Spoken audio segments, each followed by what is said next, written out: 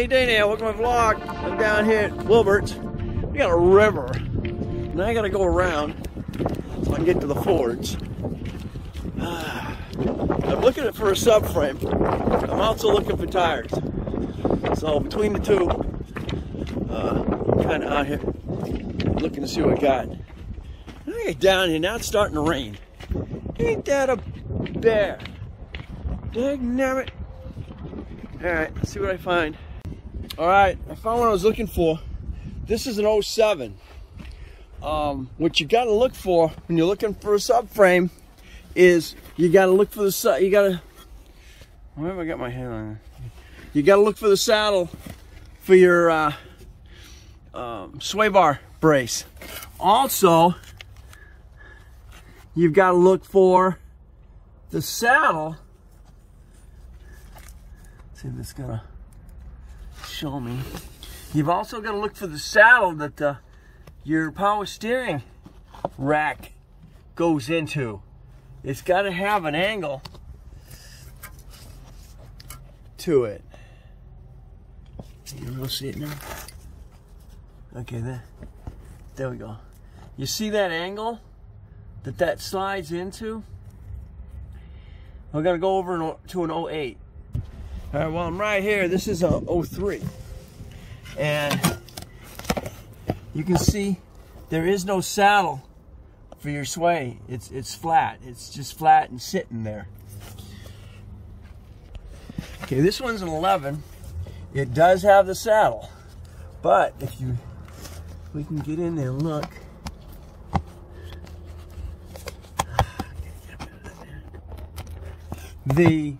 The saddle for the power steering rack is almost flat. It's almost straight across. I gotta find me a 7. Okay, here's your 8. See if I get some light in on that. A little bit further here. That bolts in. Okay, see, there's your bolt. There's your bolt for your power steering rack. Should straighten up a little bit. Come on, adjust. That's the bolt straight in. See how flat that is? It's straight across. So that subframe will not work. So it looks like 05 and 06 are the only ones that'll fit for what I need. So those are the two key components when you're looking for it. And again, this is an 07, so this is the newest I'm gonna get. And again, can you see that?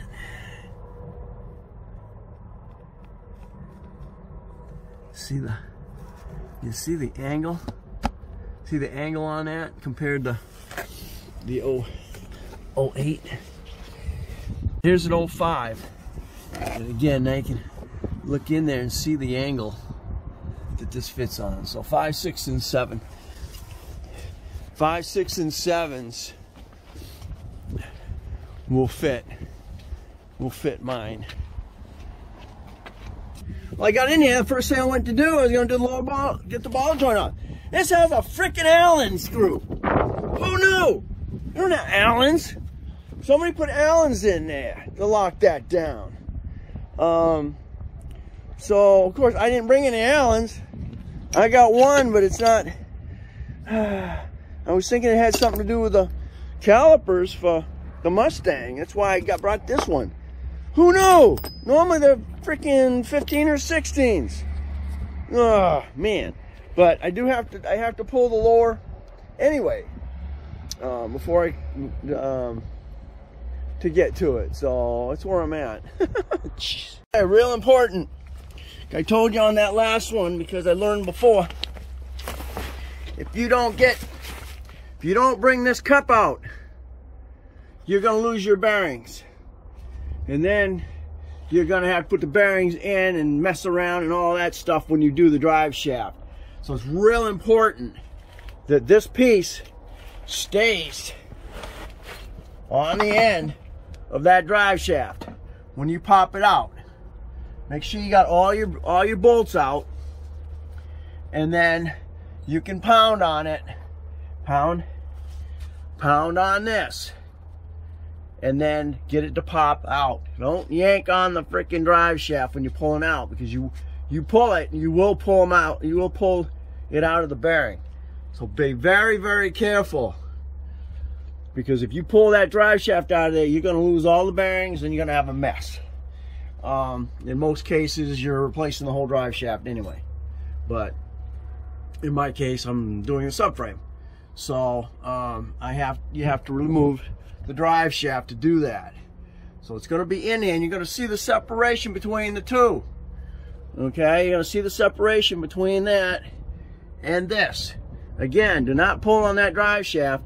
Do not separate this from this, or you're going to have a problem.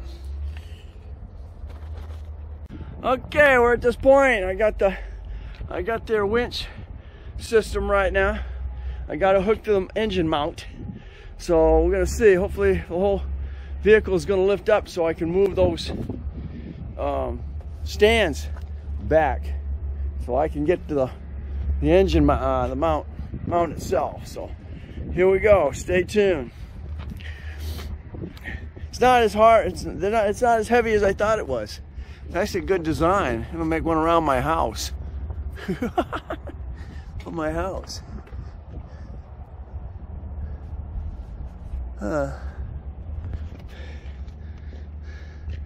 That's all they did. They used wheel axle. It's like axle bolts and spare tires and kinds of stuff. All right, I got it lifted up high enough, and I got the stands back off of the subframe. I'm going to lower it down so it is on the subframe and make sure it will sit there, but then I'll jack it back up just a little bit. So I got a little bit of play, but if that thing decides it wants to fall, then it's going to go right on that jack, and I won't have no problems. Okay, there she is. It's almost 5 o'clock, so I've been at this for 4 hours. The string rack just slid right out. Yeah, it actually did. Huh. Ain't that something? All right. Try to drag it out. That's all right, just drop right out. Lower mount support. Huh.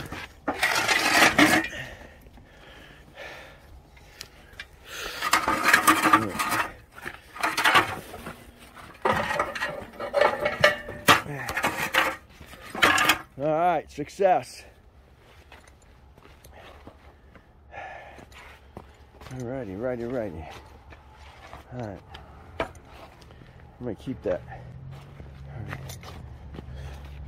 All part of that. I don't need this.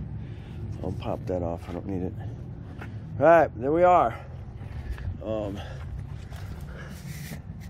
This is back on, sitting on those. Sitting solemn on here. Yeah, I can move that forward a little bit. Jack her up. There we are. Subframe removed. Hey, who knew? I didn't even have to pop the control arms on mine from the thing. Just pop the bolts out and slide it out and around. The only thing you're gonna have to deal with, though, you're definitely gonna have to deal with the sway bar end.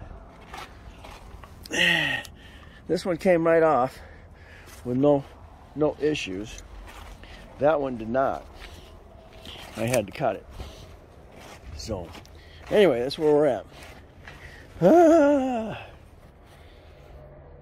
Okay, the damage on that was 144. I now have a subframe. They didn't charge me for the sway bar. I really want to take that freaking thing off. I got dual exhausts,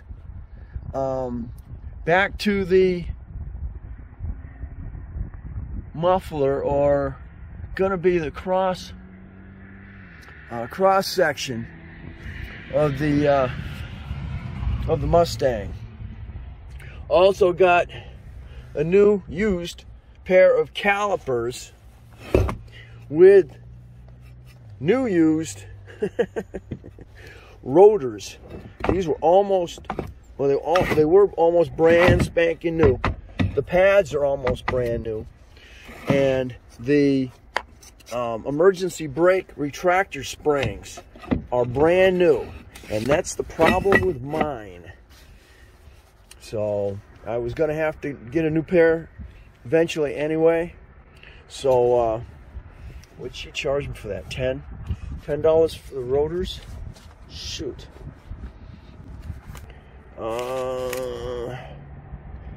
She charged me $25 for the caliper, and it's gonna be $4. Brake rotors, 2 of them, she charged me $23, and everything has a cord charge, which is great. And then the exhaust was $16. There we go. Fantastic. So we're good to go. And now we'll get the subframe back on the Escape. And of course, just that subframe alone on eBay, they want $269 for it. So all that for 150 bucks. I take care of 2 vehicles. So we're done, and we're out of here. Thanks for watching. Don't forget to comment, subscribe, definitely share. We'll get you on the next Dana Crosby's Vlogs, Dana's Garage. All right, here we are. We're back. Let's go ahead, and I got to get this sway bar off these links so I can put the other one, put it up, and get them hooked up to the links. So I'm gonna try and get that done. It'll be a little bit of a pain. Okay, we're there. I cleaned that up. I used a wire brush, cleaned up all the rust on it, and then I put navel jelly on it. And then that's actually white paint on that. Ran out of black, so got that on there. Oh, I see something I need to tighten down. All right, but that's where we're at. We're ready to go in. I swapped out the sway bar. I